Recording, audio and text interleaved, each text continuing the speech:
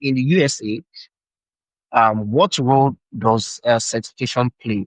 You know, is getting the certification in cybersecurity enough to land you a job in USA? And how can someone, process like a remote job? That question is quite tricky because because I was talking with my sister the other day, and we were just discussing. We have so many different certifications. No one even asked about it. Why are we even writing those certifications? You know what I mean? So, to answer your question, Bawali, I think certification played a major role maybe 5 years ago, 8 years ago, 10 years ago. It's one of that aspect to get like land a job. Now, at least in Bay Area, I do not know, I cannot speak for the whole United States, but for California, the Bay Area that I'm seeing, uh, I apply for a job, they interview me, they ask few questions. There are like 5, 6, 7, 8, 10 rounds. Any company, 10 rounds of interview, and then they see how I am answering or how much knowledge I have on that particular field. So no one in Bay Area has asked me, "Do you have this certification?" Wow. No one. No one have asked me. Yeah. In fact, I was telling them, "Oh, I did this certification. I have this certification." They're like, "Okay, fine." That's it. They're like, "Okay, that's good. That's great." And they never ask me, "Can you show me your certification?" No, never. But it is important because I'm on my H-1B visa, so I'm on a visa status. I'm not a green card holder yet because I'm an Indian. It takes decades to get a green card. Um, so because of my H-1B visa, it might be helpful to showcase to the USCIS that I have these many certifications and this much experience. So I am extraordinary candidate to stay in United States. But other than that, I would say do the certification to gain the knowledge. And I have stopped for a while now taking certifications, just the factor that it just I feel so anxious. I feel so nervous. It's just anxiety, lots of stress. I just feel like why and one other thing is that I just feel like okay, certifications are good. They used to ask like in back in 2020, like 5 years ago, oh, AWS just released new certification, AWS Solutions Architect, right? Associate or Security Associate Architect. Who is now carrying those certifications? No one. In fact, all the companies are moving from AWS to Azure now, at least in the United States.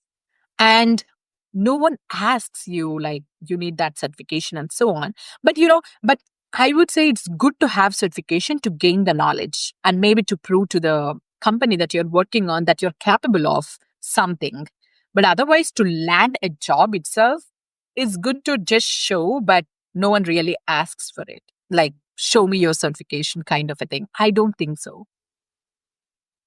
And with Tesla, with Elon Musk, it's kind of, he doesn't even care you graduated. He's like, okay with being high school. You're a high school. Okay, can you do this? Do you have experience? Just come on in. That's it. He doesn't forget about certification. He doesn't even care if you are a graduate. So he's changing kind of like, some of the technology. So I think it shouldn't be like that, I would say. I mean, graduation is important.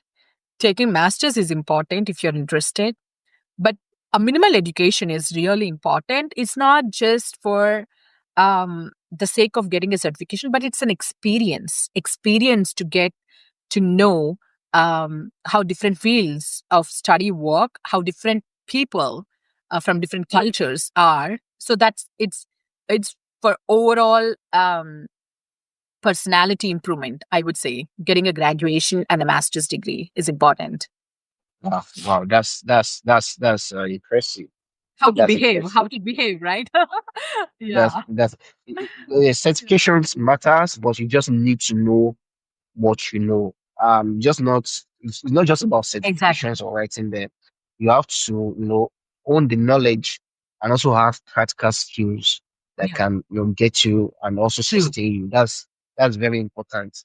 One more thing I would like to ask in USA, the entry level role in cybersecurity, what's like the salary range? If someone is trying to, get a job and all that. We have entry level, I know you're a senior security engineer and you're once you're once in the entry level um role before. So what would you say was the Um, range?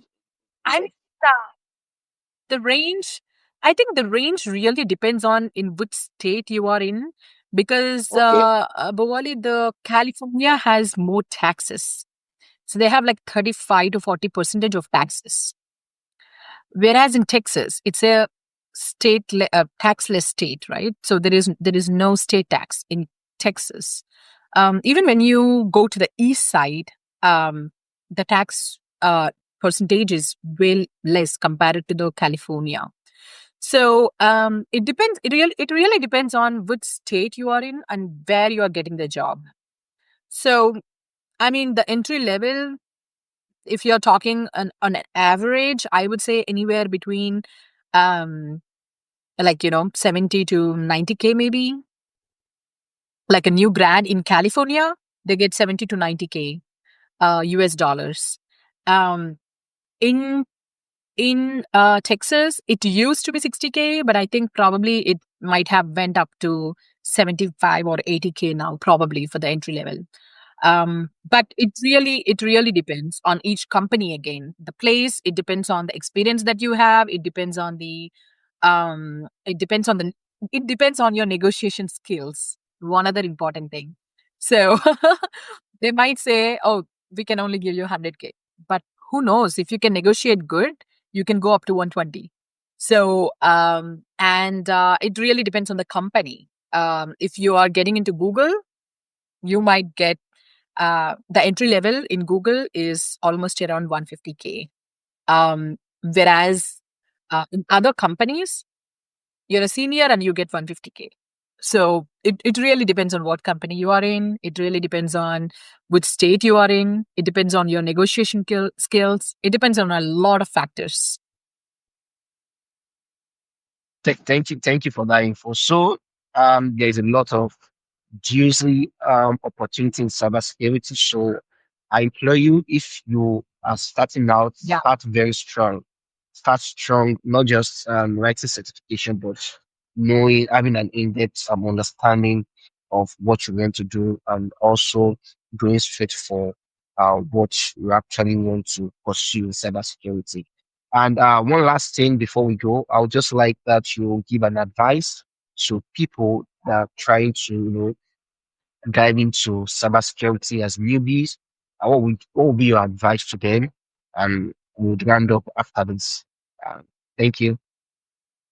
Yeah, sure. I would say, uh, women, get on in. Get into the cybersecurity field. All the women right there. All the women out there. And don't just be scared by the word cybersecurity. Wow. It's fancy. It's big. Maybe I do not know anything about it. No, it's not that big. It's not that crazy. It's not that difficult.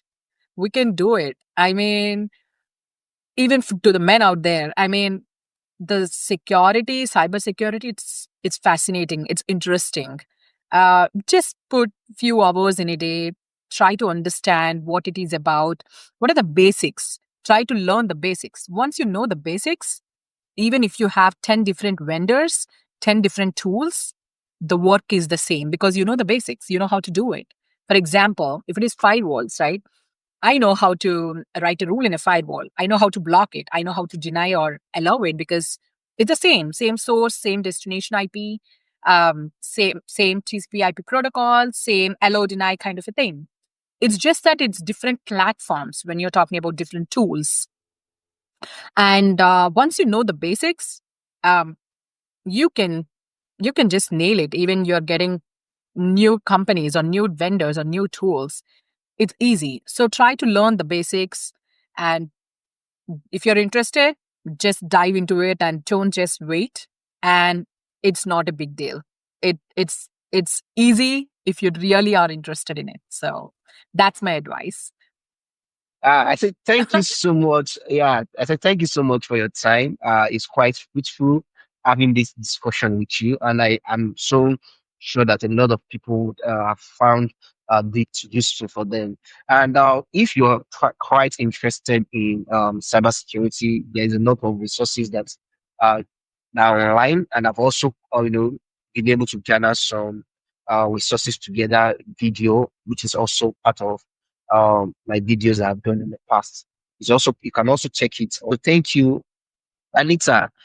I'm so happy that we were able to do this, and maybe next time we'll have better conversations to talk about. So we've